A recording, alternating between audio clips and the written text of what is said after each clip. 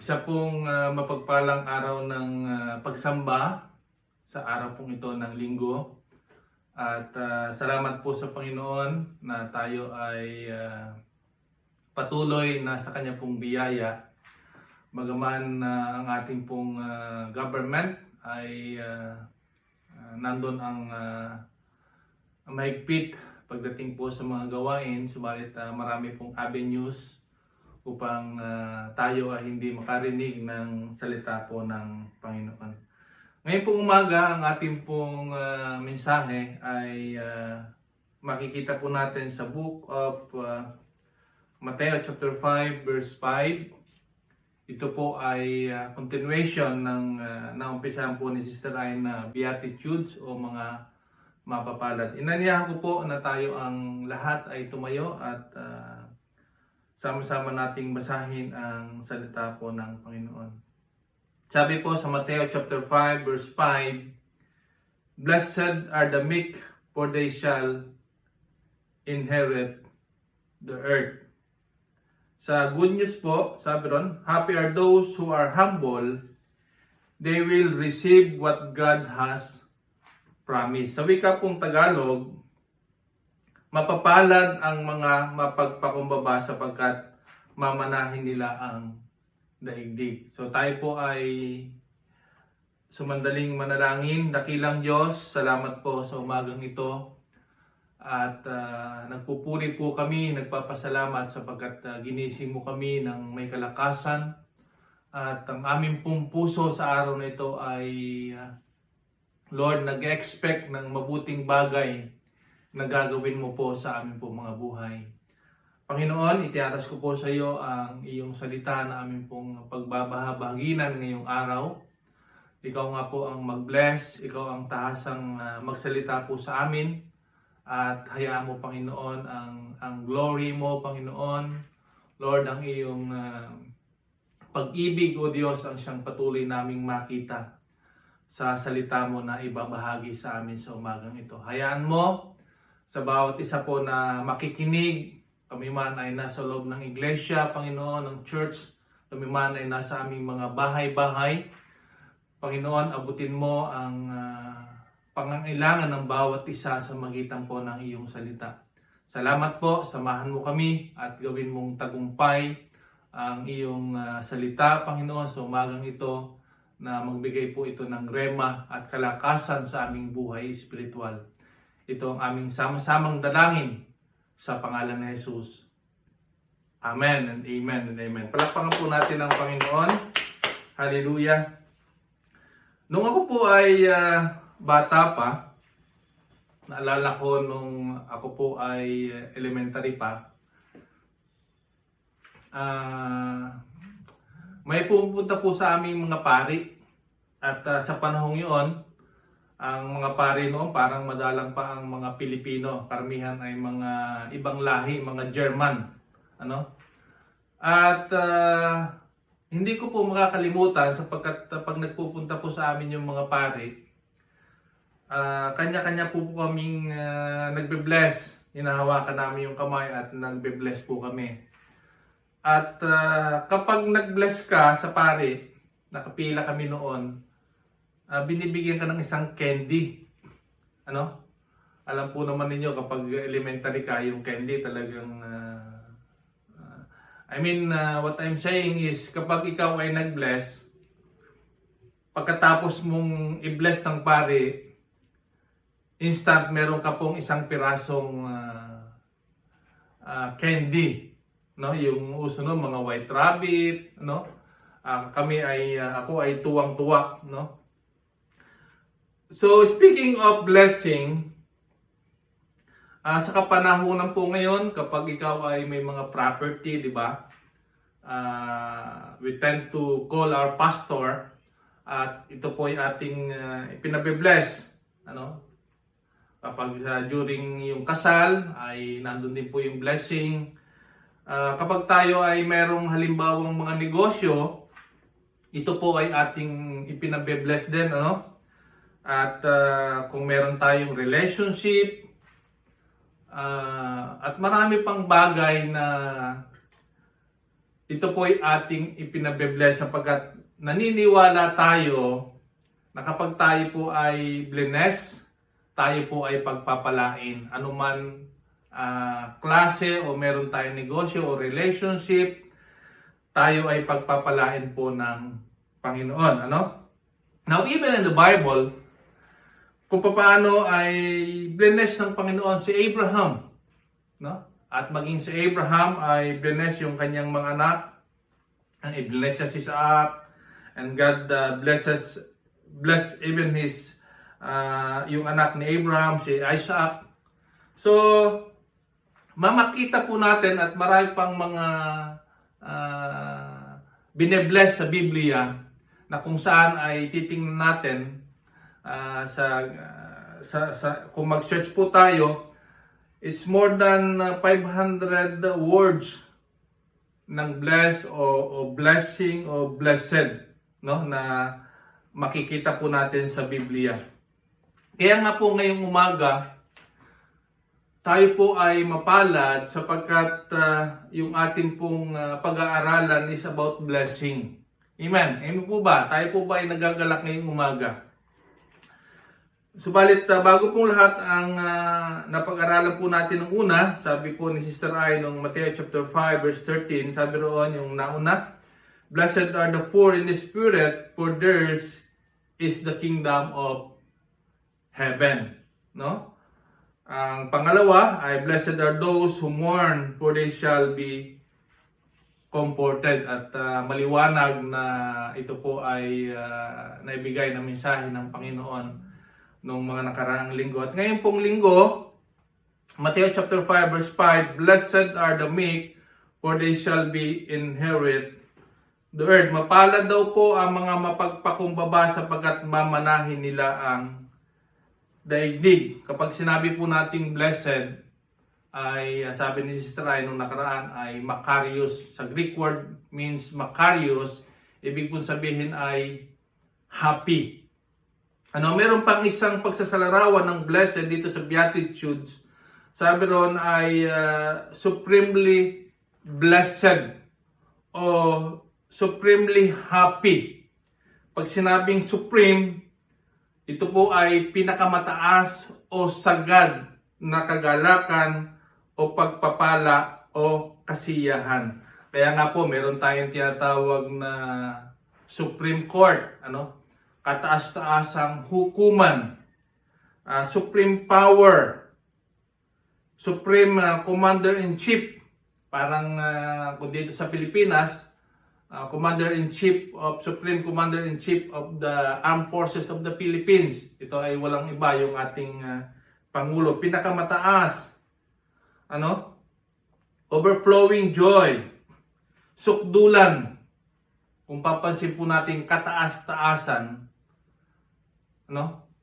super supreme, pagkain po yon, So, dito ay pinapakita na supremely blessed. Kaya nga po, nakaka-impress itong pag-aaral po natin ngayong umaga sapagkat kapag sinabi nating sagad-sagad, pinakamataas, sukdulan, o kataas-taasan yung kagalakan, wow, this morning is quite interesting. Yun po yung mensahe po ng Panginoon. Amen. So, sabi po ng Acts chapter 3 verse 25, "You are sons of the prophets and of the covenant which God made with your fathers, saying to Abraham, and in your seed all the families of the earth shall be blessed." Sabi roon, saying to Abraham, and in your seed all the families of the earth shall be blessed. Sabi sa verse 26, "To you first, God having raised up His servant Jesus, sent Him to bless you in turning away every one of you from iniquities." Tayo daw po na mga lumayo na sa mga kasalanan, turning away from our iniquities, God is going to bless you. God is going to bless us. At sabi roon sa verse 25, "All the families of the earth shall be blessed. So ang intention po ng Diyos sa buhay ng pamilya ng Panginoon at sa buhay po natin individual sa mga lumayo sa kasalanan, tayo po ay pagpalain ng Panginoon. Blessed are the meek, for they shall inherit the earth. Christ began his sermon with blessing. For he came to the world to bless us. Amen po ba? Amen po ba na ngayong umaga ay pagpapalain po tayo ng Panginoon? When we say meek, meaning po ng meek sa dictionary, sabi po roon ay quiet. Pangalawa ay gentle. Submissive. Ito po, sabi roon, ang meek ay quiet, gentle, mahinahon, submissive, nagpapasakop. And Jesus continues to describe the Beatitude, saying about who is blessed and why. Now Jesus declares those who are meek to be blessed because they will inherit the earth. So, may mga Bible characters na ating pong dadaanan sa umagang ito na mga example sa Biblia na mga meek o mga maamong Bible characters. Unang-una si Moses. Sabi po sa Genesis chapter 12 verse 3, Moses was a humble man, more humble than anyone else on the earth. Dito po na-mention na si Moses ay isang maamong tao, humble than anyone else on the earth. So pinaka-humble na ayon dito sa Biblia. So makita po natin si Moses ay tila baga kakaiba ang pagkatawag ng Panginoon. Kapag siya po ay nangungusap ang Panginoon sa buhay ni Moses, kalimitan ay nakikipagkita si Yahweh o ang Diyos kay Moses. Unlike sa iba pong mga tinawag ng Diyos, nagpapakita sa magitan ng mga panaginip, mga visions.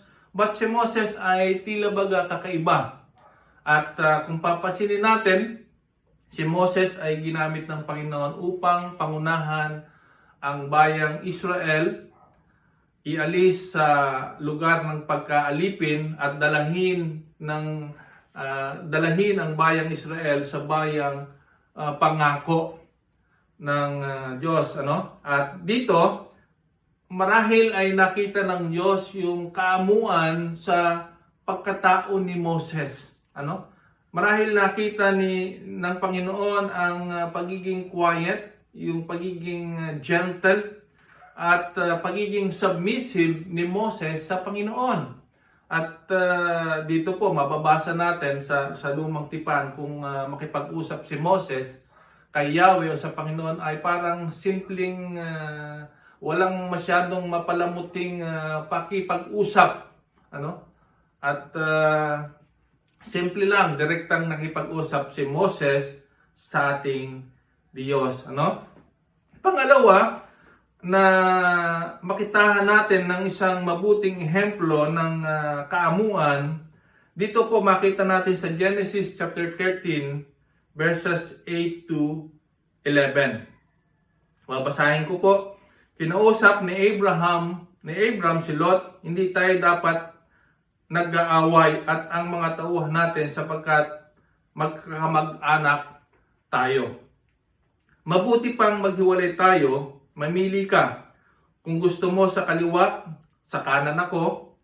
Kung gusto mo sa kanan, sa kaliwa ako. At iginala ni Lot ang kanyang paningin. Nakita niyang ang kapatagan ng Jordan hanggang sa Sur ay sagana sa tubig tulad ng halamanan ni Yahweh. At ang lupain ng Ehipto, nangyari ito noong hindi pa natutupok ang Sodoma at Gomora. Sa verse 11, kaya pinili niya ang dakong silangan sa kapatagan ng Jordan at naghiwalay nga sila ni Abraham. So, makita natin sa senaryong ito, ang sabi ro, nag-aaway na yung mga tauhan ni Abraham at ni Lot. At kailanman, sabi roon ay hindi tayo dapat nag-aaway sapagkat magkakamag-anak tayo. Ito pong si Abram ay pamangkin itong si Lot. Ibig sabihin, itong si Abram ay tiyuhin ni Lot. Ano? At makita natin, Abram took the initiative upang hindi sila tuluyang mag-away. Kaya nga, sabi ron, dapat tayo maghiwalay na, mamili ka kung gusto mo sa kanan, ako sa kaliwa, at kung gusto mo sa kaliwa, ako sa kanan. At gumala si Lot, nakita niya ang kagandahan ng kapatagan ng Jordan hanggang sa Sur at sagana sa tubig tulad ng halamanan ni Yahweh. Napakaganda nito, itong lugar na ito. Ano? Nangyari ito nung hindi pa natutupok ang Sodoma at Gomora, kaya pinili ni Lot ang dakong silangan at sila ay naghiwalay ni Abram. So ano ang makikita nating kaamuan ni Abram sa tagpupong ito? No? Sa panahon ngayon, kapag lupain ang usapan,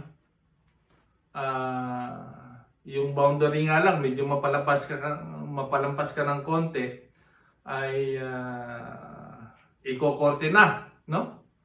Sa panahon ngayon ay kapag nawalan ka ng lupa o naagaw ka ng lupa ay mag-cause ito ng pagpatay, ano? Alala nyo yung dito sa Tarlac nung ilang buwan pa lang nakalipas na pinatay ng isang pulis dahilan sa alitan sa lupa, no? So makita po natin, seniority wise, dapat si Abram ang nasunod. Dapat siya yung unang pumili. Subalit ang ginawa ni Abram was willing to yield or give way his rights in order to have peace. Ano? Ipinaubaya ni Abram, nag-give way siya. Samantalang siya dapat yung may karapatan na mamili. Ano? So makita po natin yung kaamuan ni Abram at yung kanyang for the sake na wala na pong away, siya po ay nagpakumbaba at he let Lot to choose kung ano yung inaakala niyang mabuti sa kanya. Marahil nakita ni Abram yung pangako ng Diyos, no? Na anuman ang mapunta sa kanyang lugar, pangit man sa kanyang paningin, siya po'y naniniwala at nanampalataya na siya ay pagpapalain ng Panginoon. Ano? So pangatlo, makita natin dito sa 2 Samuel chapter 16 verses 5 to 13. Ano? 2 Samuel chapter 16 verses 5 to 13. Babasahin ko po. Ito naman po ay patungkol kay David, ano? Kay David. Sabi po sa verse 5, nang papalapit na sa buharin si Haring David, isang kamag-anak ni Saul ang lumabas sa lansangan na nagmumura. Ito ay si Semai na anak ni Sera. Pinagbabato niya si David at ang mga tauhan nito, kahit napapaligiran ng hari ng kanyang mga bantay at kawal. Ganito ang kanyang isinisigaw, lumayas ka, mamamatay tao, kriminal. Naghiganti na sa iyo si Yahweh dahil sa pagpatay sa sambahayan ni Saul at pag-agaw sa kanyang trono. Ibinigay na kay Absalom ang kanyang kaharian. Tapos na ang mga maligayang araw mo, isa kang mamamatay tao. Sinabi ni Abisai, mahal na hari, bakit pumapayag kayong lapastanganin ng hampas lupang ito? Ipahintulot po ninyong tagpasin ko ang kanyang ulo. Ngunit sinabi ng hari kay Abisai at sa kapatid nitong si Joab, huwag kayong makialam. Kung iniutos ni Yahweh kay Semai na sumpain ako, sinong may karapatang sumuway sa kanya? Sinabi ni David kay Abisai at sa lahat ng kanyang lingkod. Kung ang anak ko mismo ay nagtatangka sa aking buhay, hindi nga katakataka ang ginagawa ng Benjamitang ito. Hayaan niyo siyang magmura at sampalin ako. Inutusan siya ni Yahweh na gawin ito, baka naman kahabagan ako ni Yahweh sa kalagayang ito at pagpalain ako sa halip na sumpain. Patuloy sa paglalakad si David at ang kanyang mga tauhan samantalang sa gilid ng burol, sa tapat niya ay sumasabay si Semay, hindi ito tumitigil sa panlalait, pambabato, at pagsasaboy ng alikabok sa dakong kinakaroonan nila sa kabatagan. Hallelujah. So, dito po ay makita natin kung gaano yung kaamuan ni Haring David, no? Sabi roon, siya po ay nilalait, minumura. Dito sa latter part nating binasa ay sinasabuyan ng mga alikabok. At sabi ng alalay po nitong si David ay tagpasin na natin ang ulo, pwede nating gawin. Subalit sabi ni David, siya po ay pinigilan sapagkat siya umaasa sa Panginoon. Kung ganitong sa pamamaraan ay pagpapalain ako ng Diyos. Mahirap po ito. Yung ikaw ay murahin, yung ikaw ay alipustain. At sabi roon sa verse 6, pinagbababato pa si David samantalang siya ay napapalibutan ng napakaraming kawal. Alam po ninyo, marahil isang salita lamang ni David sa kanyang mga kawal ay pwede nang pigilan itong si Semay. Subalit hindi po ito ginawa ni David. So, maliwanag naman sa ating nabasa at nakita po natin kung gaano nandoon ang kaamuan nitong si David.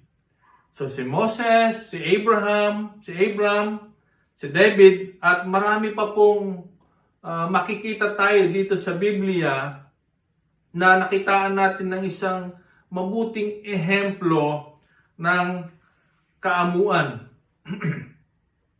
Ibig pong sabihin, sila pong lahat ay nagtiwala, umasa, at nagsubmit sa kapangyarihan ng Diyos. Having said that, what is the biblical meaning of being meek? Ano ba ang pagpapakahulugan ng pagiging maamo na sinasabi po ng Biblia? Ito po ba ay nangangahulugan ng kahinaan? No. Ito po ba ay nangangahulugan ng kaduwagan? No. Ito po ba ay nangangahulugan ng pagkatalo? No. Sa panahon po natin sa ngayon, dito po sa Pilipinas, parang kapag ikaw ay isang maamo, parang yung leadership natin ay, alam mo yon, you know what I'm saying, na parang kapag parang maamo ka, parang down to earth ka, parang hindi ka fit for leader ng ating bansa. Lalo higit sa ngayon na kaunting kibot mo ay merong criticism. Hindi na malaman ng ating gobyerno kung ano yung gagawin. Komento dito, komento doon, no? At marami pang issue sa ngayon, yung ivermectin na sinasabi, di ba? Ito yung pagpapaliwanag ng isa, ito naman yung paliwanag ng isa. Parang hindi na makita natin na araw-araw ay dumadami yung kaso ng COVID-19 at dahil dyan ay nalilimitahan yung ating kilos. So parang, di ba, pag isa kang maamong tao sa ngayon, parang tatapak-tapakan ka na lang at parang wala kang kakayahan na manguna ng ating bansa. Dapat kapag leader ka, matapang kang magsalita, matapang kang kumilos, yun ang parang tinatawag na leader na hindi maamo, matapang, no? Anyway, dito po sa aklat ng mga awit ay dito po ipinakita o isinarawan ni Haring David ang itsura ng isang maamong tao. Dito po sa aklat ng mga awit sa Psalms chapter 37 verses 3 and 9, ulitin ko po, dito po ay ipinakita at isinarawan ni Haring David ang itsura ng isang taong maamo. Basahin po natin. Psalms 37 verses 3 down to 9. Sabi po roon, umpisahan natin sa 1. Huwag kang mabalisa dahil sa masama. Huwag mong kaingitan liko nilang gawa. Katulad ng damo sila'y malalanta, tulad ng halaman, matutuyo sila. Sa verse 3, umasa ka sa Diyos ang mabuti gawin at mananahan kang ligtas sa lupain. Sa verse 4, kayawi mo tanggapin ang kaligayahan at ang pangarap mo ay iyong makakamtan. Sa verse 5, ang iyong sarili sa Kanya italaga, tutulungan kang ganap kapag ikay nagtiwala. Ang kabutihan mo ay magliliwanag katulad ng araw kung tanghaling tapat. Sa verse 7, sa harap ni Yahweh ay pumanatag ka, maging matiyagang maghintay sa Kanya. Huwag mong kaingitan ang gumiginhawa sa likod nilang paraan, umunlad man sila. Sa verse 8, huwag kang mapopoot ni mababalisa iyang pagkagalit, iwasan mo sana. Iyang pagkagalit, sabi ron,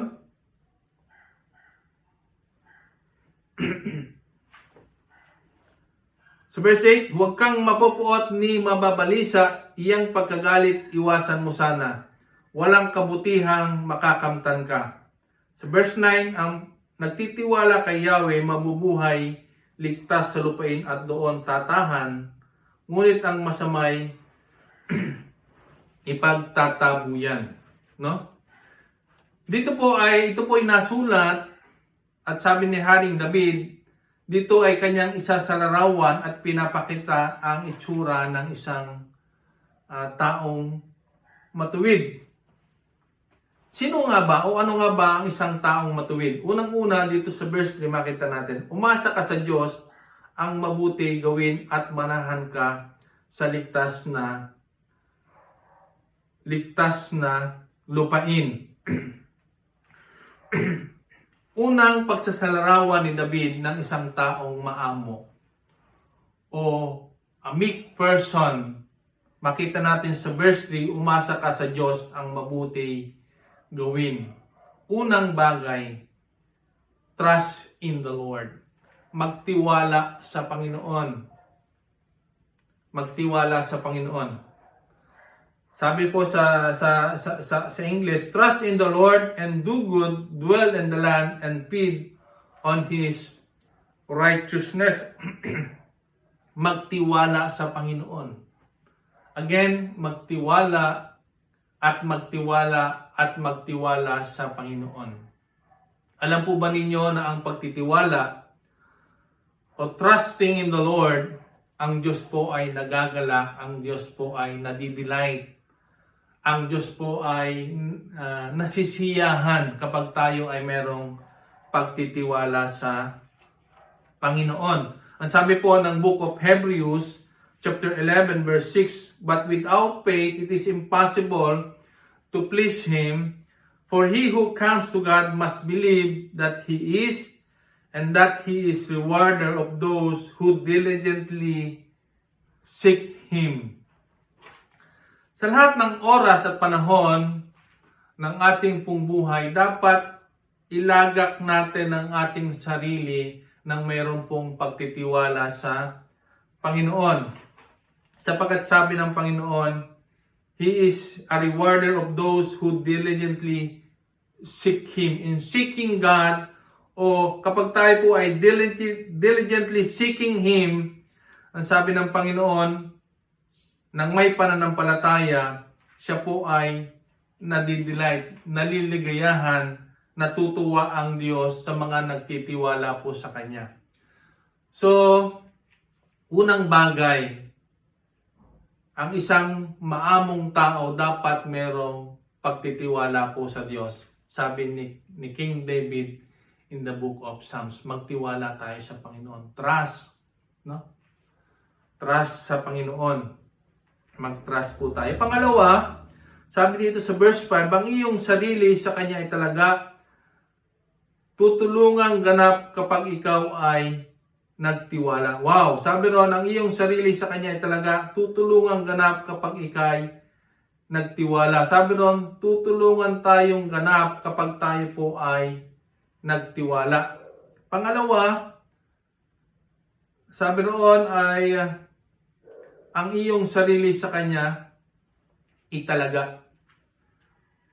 Committing our way to the Lord.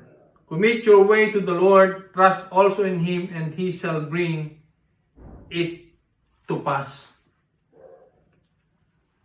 Commit our way to the Lord.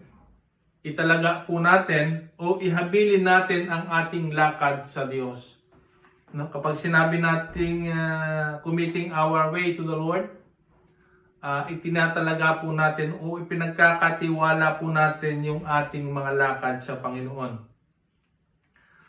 Ano ba yung ating mga lakad sa Panginoon? Ano?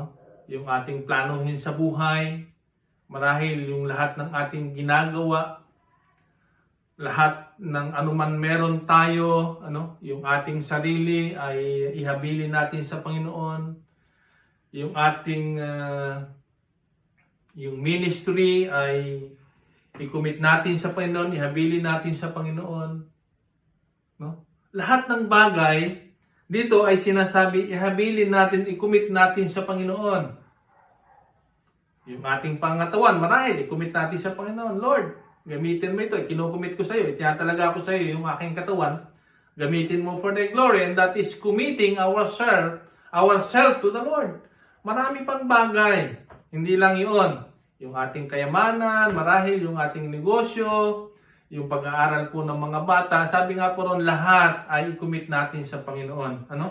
Hindi ito yung tipong kapag, alam po ninyo, kapag inihabilin natin ng isang bagay sa Panginoon, ay matapos na ihabilin, ang Diyos na po yung bahala.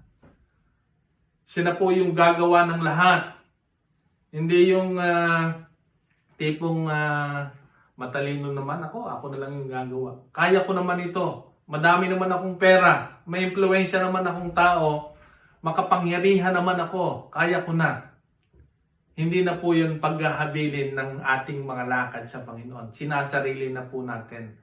Ang paghahabilin ng ating mga lakad sa Panginoon, lahat ng nasa sa atin, bagay man yan o spiritual man yan, ministry man sa Panginoon, dapat hindi tayo manangan sa sarili nating lakas, talino, kapangyarihan. Dapat po natin itong ihabilin o i-commit, ipagkatiwala sa Diyos. Pangalawa, una, trusting in the Lord. Pangalawa, committing our way to the Lord. Pangatlo, sa verse 7, resting in the Lord and wait patiently for Him. Sa verse 7, sabi roon, sa harap ni Yahweh ay pumanatag ka, maging matiyagang maghintay sa Kanya.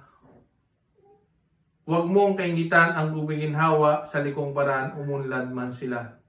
Sa 7a lang tayo, sa harap ni Yahweh ay pumanatag ka, maging matiyagang maghintay sa Kanya. Pangatlo, resting in the Lord and wait patiently for Him. Ito ay pagsasalarawan ni David ng isang maamong tao. Dapat tayo ay nagpapahinga sa Panginoon at naghihintay ng may pagtitiis sa Kanya. Resting in the Lord. Magpahinga sa Panginoon and wait patiently, magintay ng may pagtitiis sa Panginoon. Actually, ito pong pangatlo, resting in the Lord and wait patiently for Him, ito po ay resulta ng number 1 at number 2. Kapag meron po tayong pagtitiwala, kapag inilagak natin at inihabilin natin sa Panginoon ang lahat ng ating lakad, tayo po ay merong kagalakan na mag-patiently wait, maghintay ng may pagtitiis sa Kanya. Meron tayong kagalakan na intayin yung mga bagay-bagay na ating pong ninanais sa ating pong mga buhay. Ito po ay parang masabi natin, halimbawa, may mga request tayo sa Panginoon na, Lord, ito yung prayer natin. Alam po ninyo, habang naglilingkod tayo sa Panginoon, habang naghihintay tayo sa Panginoon, hindi po tayo naiinip. Sapagkat ito po ay bunga ng ating pagtitiwala at paglalagak o paghahabilin ng lahat ng ating lakad sa Panginoon. Kaya nga may makita tayong pong mga Kristiyano na halos ang laki na ng kanyang problema sa buhay, pero ang kanyang mukha ay hindi mo makitaan na siya po ay napakaraming problema. Bakit? Sapagkat siya po ay merong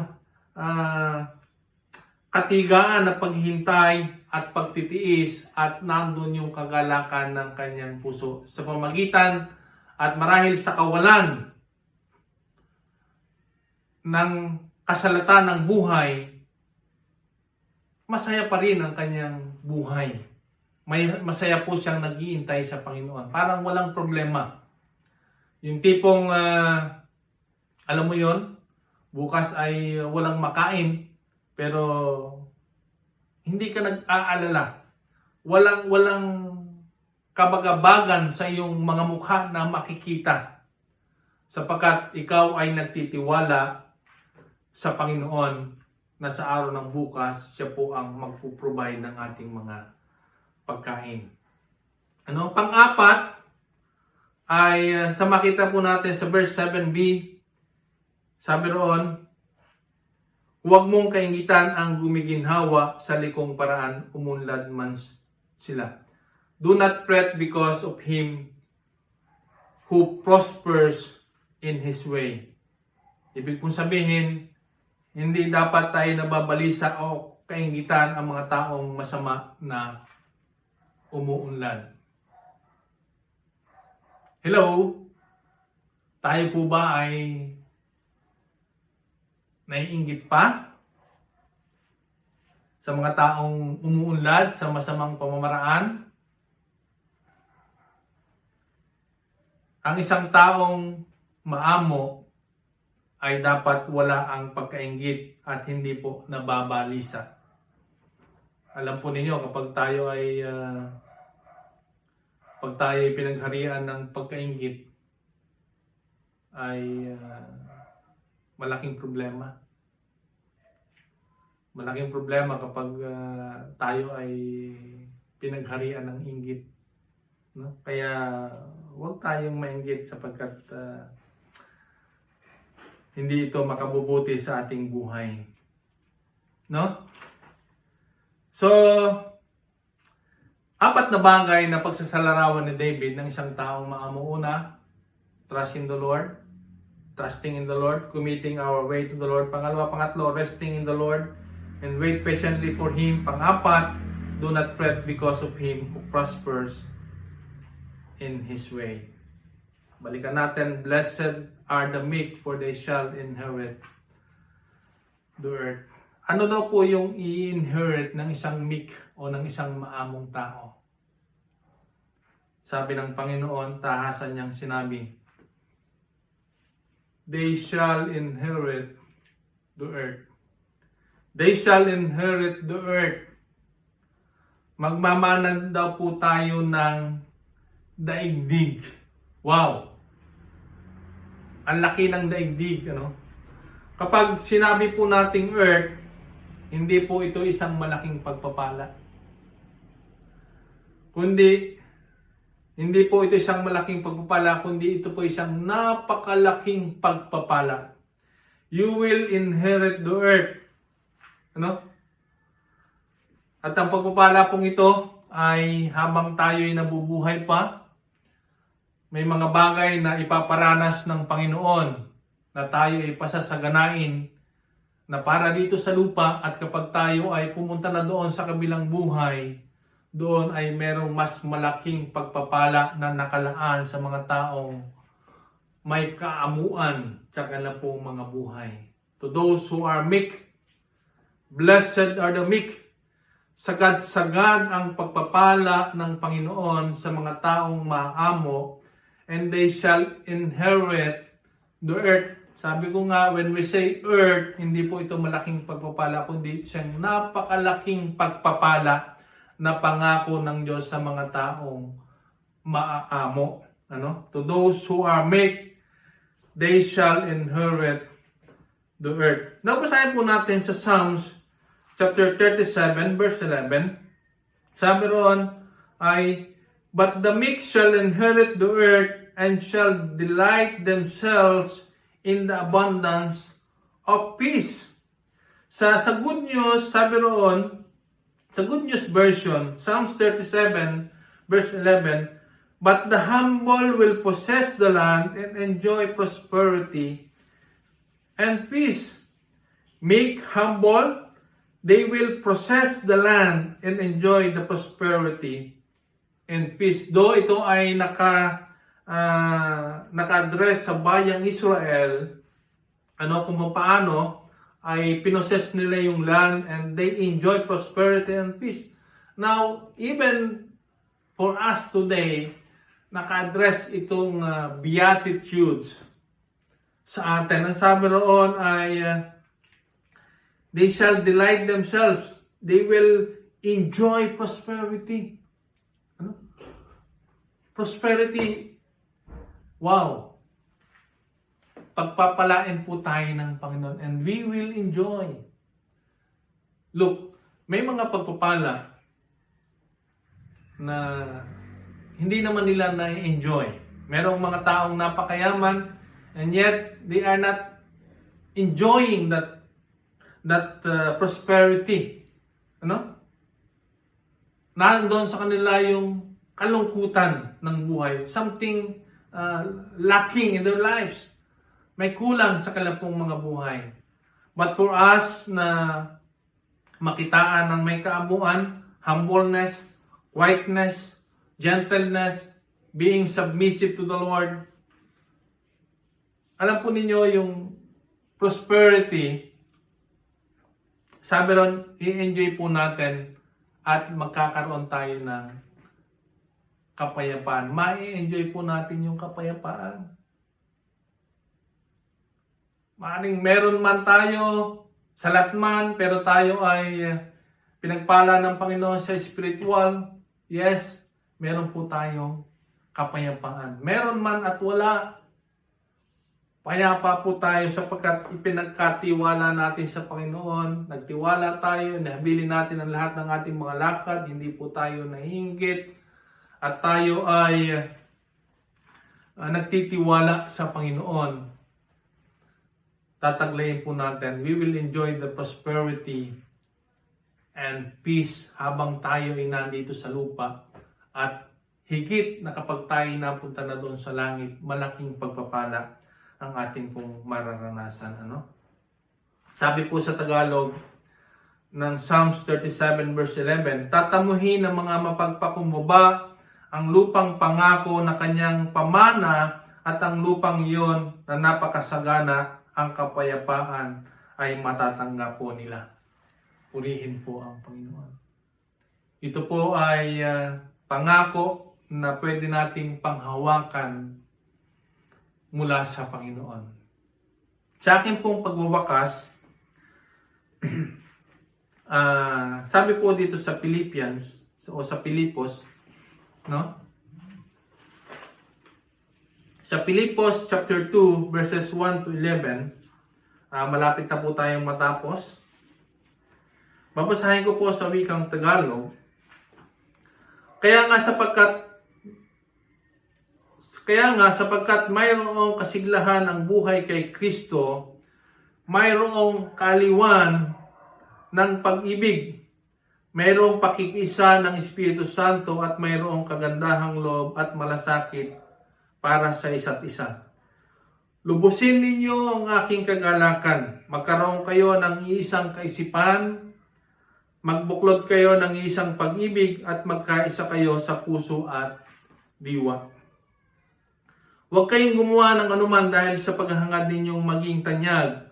Sa halip, bilang tanda ng pagpapakumbaba,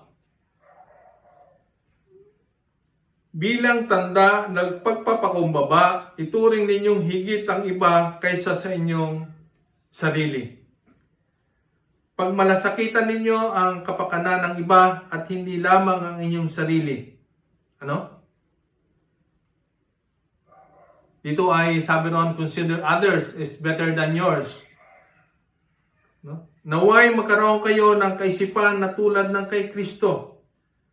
Kahit siya ay likas na tunay na Diyos, hindi niya ipinagpilitang manatiling kapantay ng Diyos.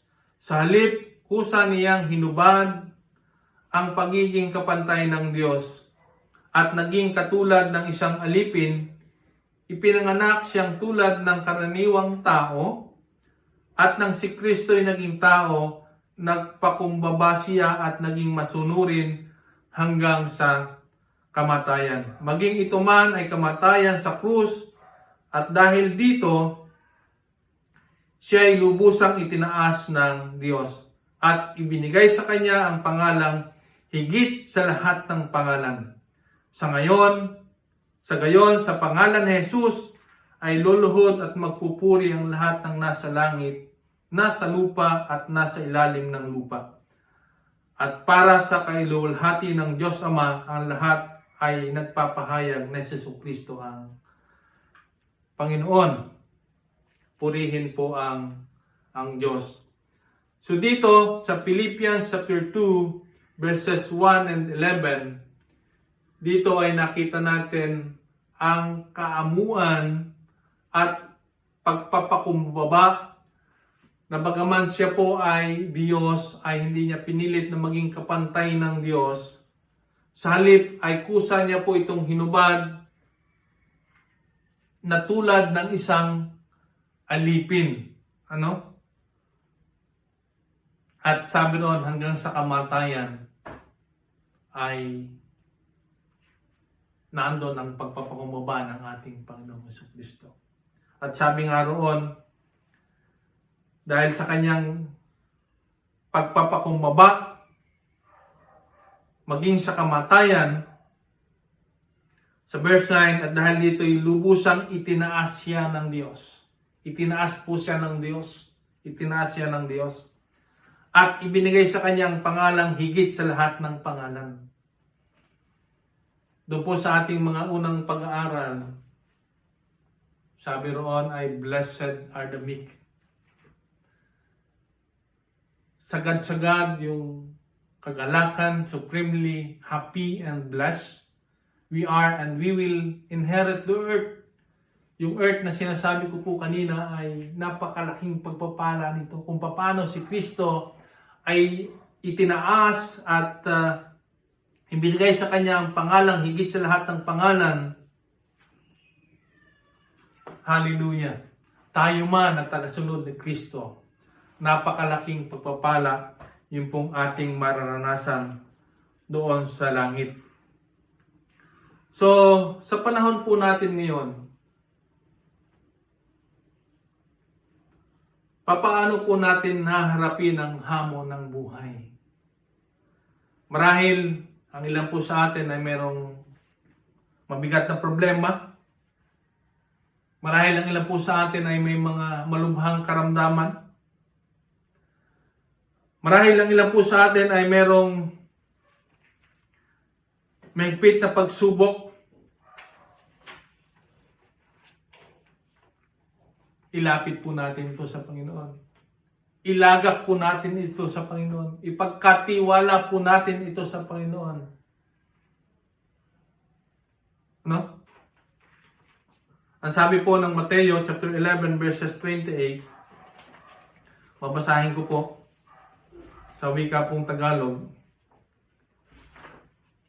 Mateo chapter 11 verses 28 to 30. Sabi po ay, lumapit kayo sa akin, kayong lahat na nahihirapan at nabibigatang lubha sa inyong pasanin, at kayo'y bibigyan ko ng kapahingahan. Pasanin ninyo ang aking pamatok at sundin ninyo ang aking mga itinuturo sapagkat ako'y maamo at mapagkumbabang loob. Ano? Matatagpuan ninyo sa akin ang kapahingahan. Pangako ng Diyos, matatagpuan ninyo sa akin ang kapahingahan sapagkat madaling dalhin ang aking pamatok at magaan ang pasaning ibinibigay ko sa inyo.